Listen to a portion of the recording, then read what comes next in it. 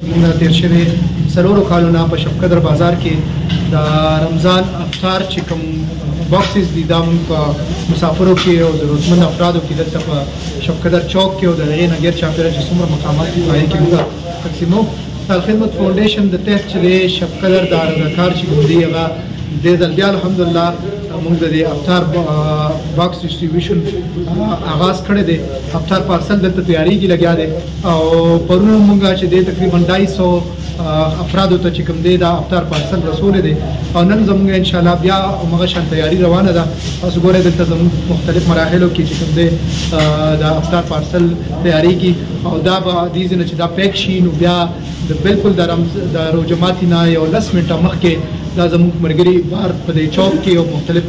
چې کوم ځای کې دا مسافر راځي او هغوی چې کوم دی بیا خپل سفر جاري ساتي د مومند او باجوړ وخته کم خلک ځي یا مخکې تنګي ته یا مټې ته ځي نو هغه خلکو ته موږ دا افطار پارسل رسو. د دې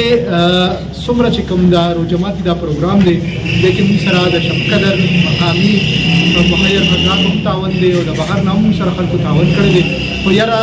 چې څنګه ما تاسو ته وویل چې وسایل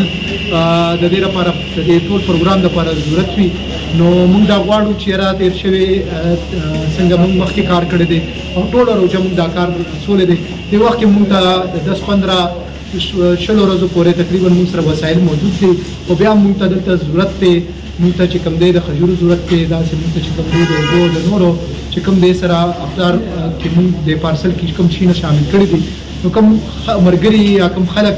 په دې کار خیر کې موږ سره تعاون کول غواړي نو هغه موږ سره رابطه کولی شي. دلته د خدمت افطار پوینټ کې موږ سره رابطه کولی شي. د هغې نه علاوه موږ په دې روژه کې تقریبا تېر شوی کال موږ 350 یتیمانانو ته عید ګفټ بندوبست کړو چې په هغې کې موږ د هغې لپاره کپړې اخیستې نقد رقم ورته ورکړو چې هغه دې لپاره و چې هغې ځان له بوټان والي یا کپړې ځان له وګنډي. نو دې کاله موږ هغه شان پروګرام دی تقریبا د 100 یتیمانانو الحمدلله موږ سره بندوبست شوی دی خو نور موږ ته ضرورت دی نو کوم خلک موږ سره په هغې کې هم تعاون کوي نو هغې لپاره هم موږ سره رابطه کولی شي او موږ ډېر زیات مشکور یو د هغه خلکو چې کوم خلکو موږ سره دا څلورم کال دی مسلسل موږ سره تعاون کوي او امید ده ربه ساتو چې دا سلسله به آینده لپاره هم جاري وي. آخر دعوانا موږ تېر شوی څلورو کالونه په شب قدر بازار کې د رمضان افطار چې کوم باکسز دي دا موږ په مسافرو کې او ضرورتمند افرادو کې دلته په شب قدر چوک کې او د هغې نه ګیر چاپېره چې څومره مقامات دي په هغې کې موږ تقسیموو.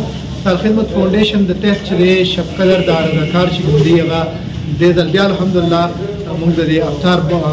باکس ډسټریبیوشن آغاز کړی دی. افطار پارسل دلته تیاریږي لګیا دی او پرونه موږ چې دی تقریبا 250 افرادو ته چې کوم دی دا افطار پارسل رسولی دی او نن زموږ انشاءالله بیا همغه شان تیاری روانه ده. تاسو ګورئ دلته زموږ مختلف مراحلو کې چې کوم دی د افطار پارسل تیاریږي او دا به دې ځای نه چې دا پیک شي نو بیا د بالکل د روژه ماتي نه یو 10 منټه مخکې دا زموږ ملګري بار په دې چوک کې او مختلف چې کوم ځای کې دا مسافر راځي او هغوی چې کوم دی بیا خپل سفر جاري ساتي د مومند او باجوړ وخته کم خلک ځي یا مخکې تنګي ته یا مټې ته ځي نو هغه خلکو ته موږ دا افطار پارسل رسو. د دې څومره چې کوم دا روژه ماتي دا پروګرام دی دی کې موږ سره د شب قدر مقامي مخیر حضرات هم تعاون دی او د بهر نه هم سره خلکو تعاون کړی دی. خو یاره چې څنګه ما تاسو ته وویل چې وسایل د دې لپاره د دې ټول پروګرام لپاره ضرورت وي نو موږ دا غواړو چې یاره تېر شوی څنګه موږ مخکې کار کړی دی او ټوله روژه موږ دا کار رسولی دی. دې وخت کې موږ ته د 10-15 ورځو پورې تقریبا موږ سره وسایل موجود دي خو بیا موږ ته دلته ضرورت دی موږ ته چې کوم دی د خجورو ضرورت دی داسې موږ ته چې کوم دی د اوبو د نورو چې کوم دی سره افطار کې موږ د پارسل کې کوم شیونه شامل کړي دي نو کوم ملګري یا کوم خلک په دې کار خیر کې موږ سره تعاون کول غواړي نو هغه موږ سره رابطه کولی شي. دلته د خدمت افطار پوینټ کې موږ سره رابطه کولی شي. د هغې نه علاوه موږ په دې روژه کې تقریبا تېر شوی کال موږ 350